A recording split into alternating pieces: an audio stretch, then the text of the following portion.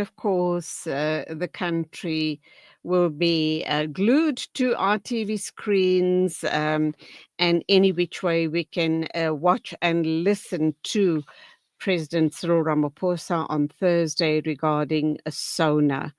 Um, what are we expecting? We understand high stakes and bold expectations ahead of this speech. I want to bring in our governance expert, and that, of course, is Professor Sam Koma, no stranger to Salam Media. We're always talking with him regarding these matters. A very good morning to you. Welcome to the program. Morning, Julie. Thanks for having me. Always a pleasure. Let me start off by asking this question. Can you hear me? I'm getting feedback on Yes, my side. yes, I Okay, can great. hear you. Now, Cyril Ramaphosa has requested Speaker of the National Assembly, that's Toko Didiza, and Chairperson of the National Council of Provinces, and that, of course, is Refilwe Tshweni Nsipani, to convene a joint sitting of Parliament on Thursday. And during this sitting, to be held at the Cape Town City Hall, he will deliver the first State of the Nation address of the Seventh Democratic Parliament. Is that a normal procedure? Yes, in fact, it is provided for in the Constitution. This is one of the functions of the President to call for a joint sitting of Parliament comprising of the National Assembly and the National Council of Provinces, where he then articulates government's plans and priorities for the next financial year, but also to articulate what is the medium to long-term strategic direction of the government. So we know that in the last 2 weeks, there was a GNU Cabinet Lekgotla, and this is an occasion where the ministers from the different portfolios, plus the president, they meet, including the senior bureaucrats or senior managers, of course, appointed at the different levels of government, where they then plan and also prioritize what needs to be taken into account as part of the next budget allocations, with the purpose to ensure that the government is able to fulfill its electoral mandate and also its constitutional obligations. So this is what the president will be doing on Thursday. His State of the Nation address largely incorporates what are the decisions, resolutions that have been taken at the Cabinet Lekgotla as part of the government's priorities for the next financial year. So we know that part of the Cabinet Lekgotla, they also agreed on the medium-term development plan, which it's a 5-year plan that will be implemented by the GNU or the Government of National Unity. We know that its term only lasts for a period of 5 years. So in this 5-year plan, they are looking at what should be the short-term, medium, and also long-term priorities. They've agreed on a minimum government program as GNU partners, having signed the statement of intent. So it would be interesting to see how the president, in the delivery of SONA, indicates the balancing act that has come into play as a result of the conclusion of the Cabinet Lekgotla. So, Professor, during SONA, the government, the president will highlight achievements. He'll talk about challenges. He will outline interventions for the coming financial year. This obviously marks the official start of the parliamentary program and sets out the government's key policy objectives and deliverables for the year ahead. I'm kind of wondering, we talk about the 5-year plans that will be also talked about in conjunction with the GNU. Now, every year without fail, we have SONA. So, for example, last year they outlined short, medium, and long term plans going forward. When the SONA State of the Nation address is given once again every year without fail, what happens to these 5-year plans? Do they overlap? Do they just get pushed forward? Do they look at what was talked about the year before, what has been achieved, and what needs to still be addressed? Does that actually come up? Yes, they do take stock of what has been progress made in the last SONA, which was part of the sixth administration. So this is the seventh administration. They've inherited to a large extent some of the programs, plans, and projects that were encapsulated in the medium-term strategic framework of the previous administration. So they've sat down as GNU Cabinet Lekgotla, charting the way forward in the form of agreeing on what they call a medium-term development plan, incorporating some of the policy pillars they've agreed on as 10 parties representing the GNU. So what we are likely to see come Thursday, of course, the president will then be articulating the position taken by the cabinet in regards to what needs to be the priorities of this seventh administration, which began its term sometime last year, but it never had a clear-cut blueprint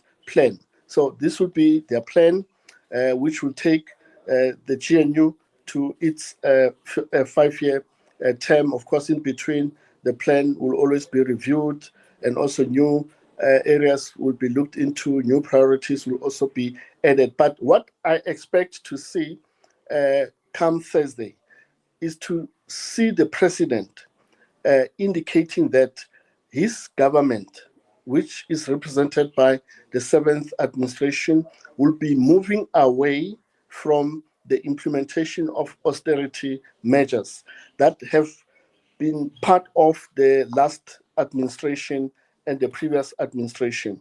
And we have seen the implications of austerity measures, the situation facing the South African National Defence Force. All former ministers of the Defence Department or the ministry and also the portfolio committees have alluded to the fact that the defunding of the South African National Defence Force over the last decade or so has contributed to the situation facing the South African National Defence Force in terms of its capacity constraints, issues around maintenance, acquisition of new military equipment, for example, and other related resources. But also, we have seen austerity measures implemented in the cutting of the budget, which was allocated for the recruitment and also appointment of teachers in most of the public schools since 2020.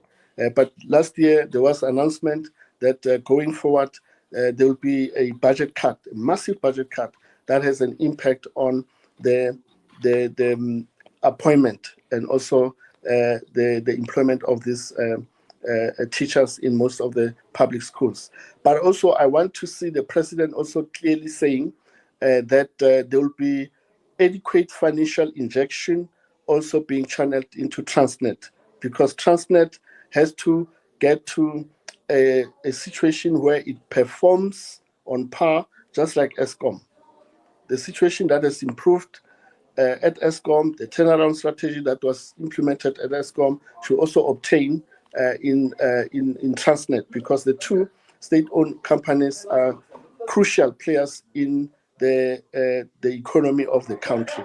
If we get our logistics, our ports, rail, freight up to standard, and also we have already seen through ESCOM that they've managed to ensure that there is energy security, then we'll see some movement in respect to the growth of our economy in GDP terms, because we need to see the economy growing by sizable number, so that we are able to see some improvement in the creation of the much needed employment opportunities for majority of unemployed individuals in the country. But also, the president should also pronounce on the issue that the Minister of Culture has highlighted, that there is a need for urgent review of the funding model of local government, because the current funding model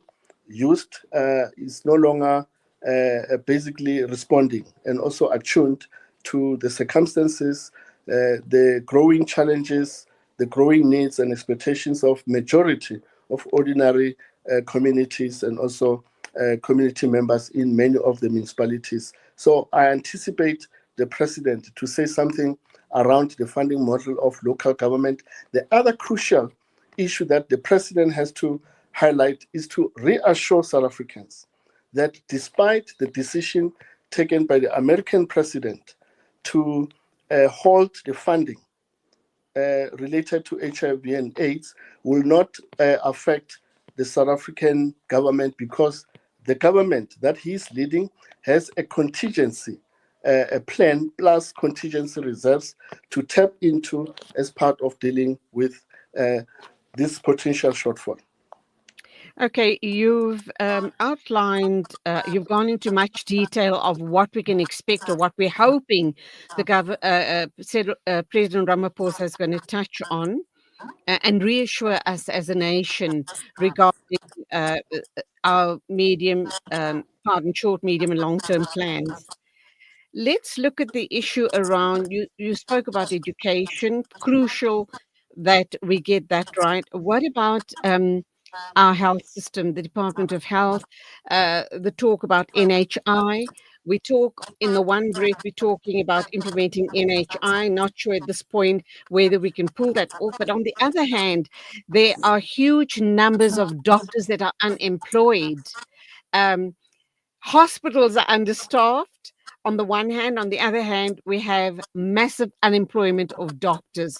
So that's a very, very serious situation.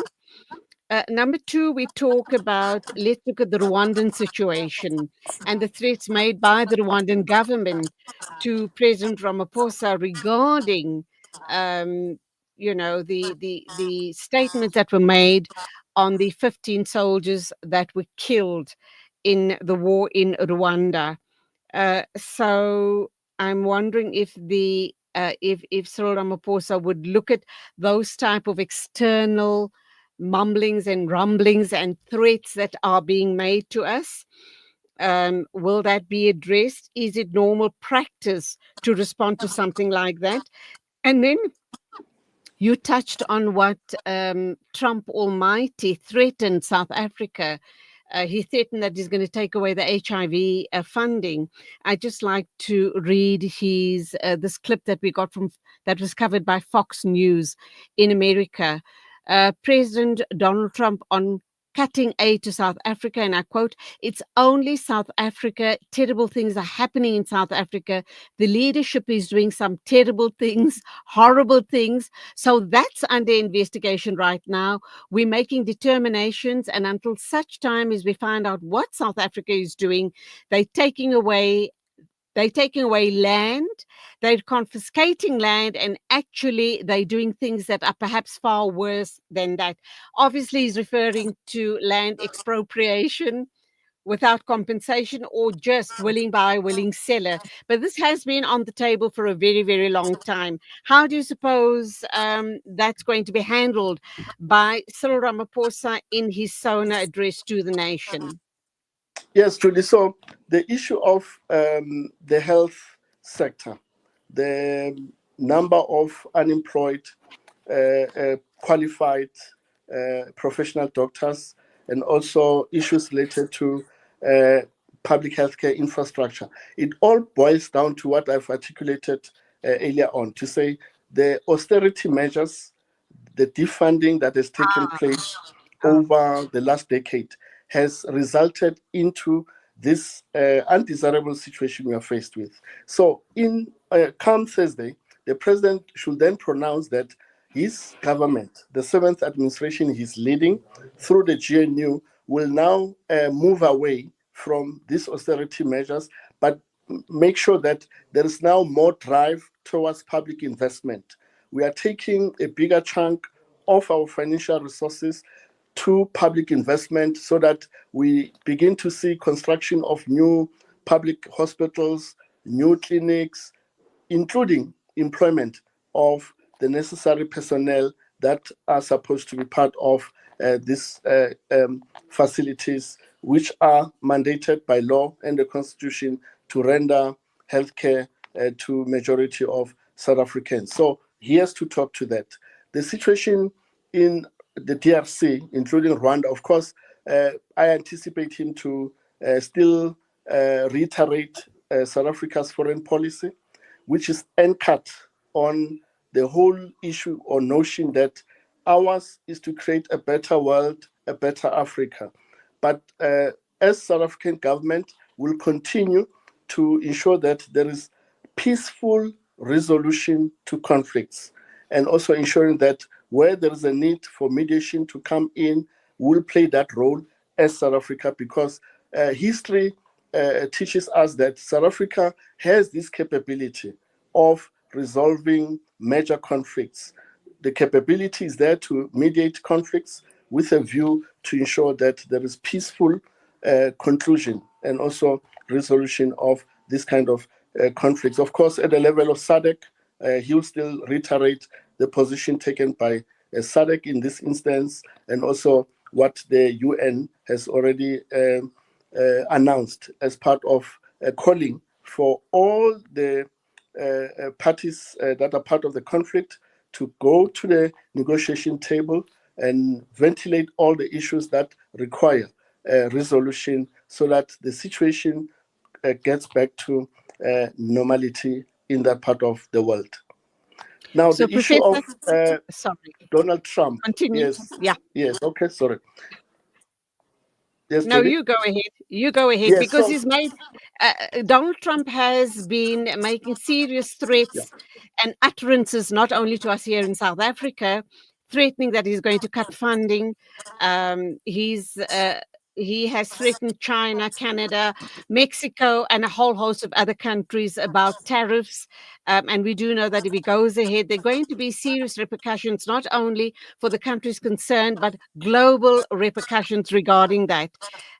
He seems to talk off the cuff. He's very makes some very seriously irresponsible statements, and those statements can have repercussions as well. I know you're a governance expert, and I know that you may not necessarily be very au fait with economics, but would those utterances of his have an impact on the dollar, the rand dollar value? And I think that would hurt us, would it not?